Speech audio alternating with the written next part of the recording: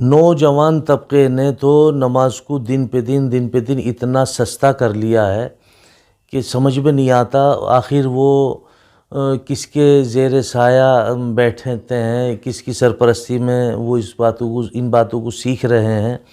الامان والحفیظ، اللہ نے عقل دی ہے، آنکھیں دی ہیں دیکھنے کے لیے، ناک دی ہے سونگھنے کے لیے، کان دیے سننے کے لیے، زبان دی ہے آپ کو بولنے کے لیے، عقل دی ہے آپ کو سوچنے۔ آپ باشعور آدمی ہیں، آپ باشعور ہیں۔ میرے مصطفیٰ صلی اللہ علیہ وسلم تو کبھی گھر میں بھی بغیر ٹوپی کے نہیں رہے، آپ نماز بغیر ٹوپی کے ادا کرتے ہیں، اور پھر اس میں دلیل دیتے ہیں نماز تو ہو جاتی ہے جی، ارے بھائی نماز تو ہو جائے گی، نماز میں تو کوئی فرق نہیں پڑتا، لیکن نماز درست ہے آپ کی؟ درست نہیں ہے، نماز تو ہو گئی۔ کوہنی کھول کے ٹی شرٹ میں نماز پڑھ رہے، سوچنا چاہیے اللہ کے بندو۔ لوور کیا لوفر ہے، وہ لوور پہن کے گھروں میں گھوم رہے ہیں، بے غیرتی کی تمام حدیں پار کر دی۔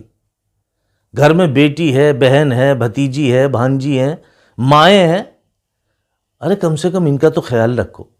یہ لوور کو پہننے کی چیز ہے جو تم نے پہن رکھے ہیں، تمام اعضاء نظر آتے ہیں، اور پھر کہتے ہو کہ جی گھر میں بے برکتی آ گئی اور گھر میں جو بے حیائی بڑھتی جا رہی ہے، بہنیں ادھر سے ادھر ہو رہی ہیں۔ کم سے کم اس پہ سوچو یار، یہ تمہارے پہننے کی چیزیں نہیں ہیں جو تم پہنو، یہ پہننے کا لباس ہے تمہارے۔ 22 سال کے 25 سال کے لڑکے لوور پہن کے گھوم رہے ہیں، اندر کوئی انڈر ویئر نہیں ہے، کوئی بنیان نہیں ہے، بس گھوم رہے ہیں اور سمجھ رہے ہیں کہ ہم ماشاءاللہ سے بھئی جدید دور کی ہم تکمیل کر چکے ہیں۔ اللہ ہم سب کی حفاظت فرمائے۔ بہت لوگ نماز پڑھتے ہیں اور عالم یہ ہے ان کا کہ سجدہ کرتے ہیں تو پیچھے سے کھل جاتے ہیں، ہاں، دوسرے لوگوں کو گھن آتی دیکھتے، اور تمہاری نماز نہیں ہوتی، کیونکہ سطر کا دیکھنا بھی حرام ہے اور سطر کا دکھانا بھی حرام ہے۔ اسلام میں جو مرد کا سطر ہے وہ موٹی پنڈلی سے لے کر زیر ناف تک ہے، یہ سب سطر ہے۔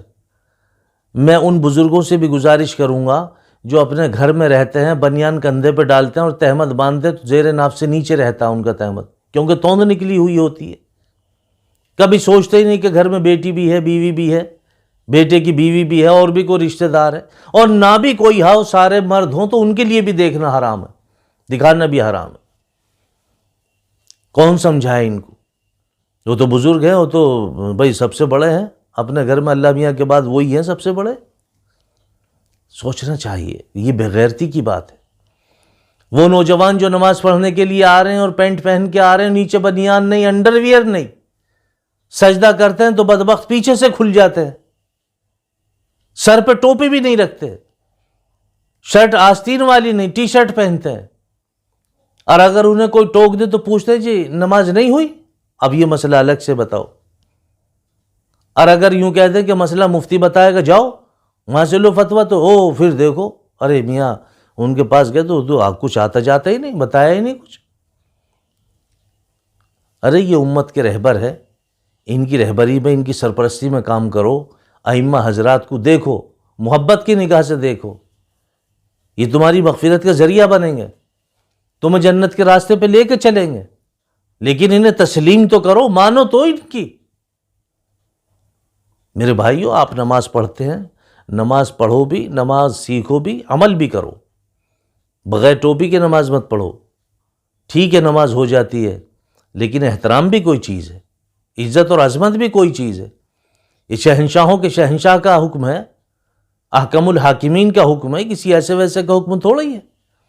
نماز پڑھو، اپنے وقت پہ پڑھو، متوجہ ہو کے پڑھو، عاجزی اور انکساری کے ساتھ پڑھو، خوش اسلوبی کے ساتھ پڑھو، یقین اور اعتماد کے ساتھ پڑھو، پھر دیکھو کہ آپ کی زبان سے نکلنے کی دیر ہے، بارگاہ خداوندی میں مقبول ہونے کی دیر نہیں ہے۔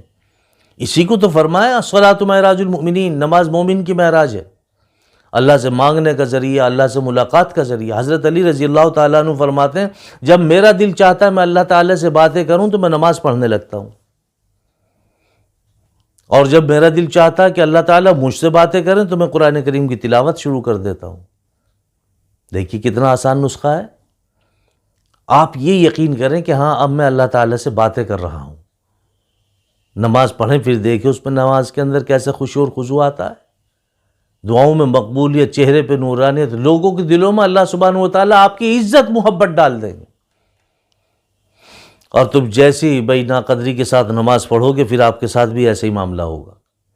بہت لوگ ہیں میں دیکھتا ہوں کہ سلام پھرنے کے بعد ایسے بھاگیں گے جیسے کسی فیکٹری میں کوئی حادثہ ہو گیا ہو، موبائل نکالیں گے ہاتھ سے اور ہاں ہاں ہاں عالیہ عالیہ، ارے لا حول ولا قوت الا باللہ، 2-4 منٹ رک نہیں سکتے؟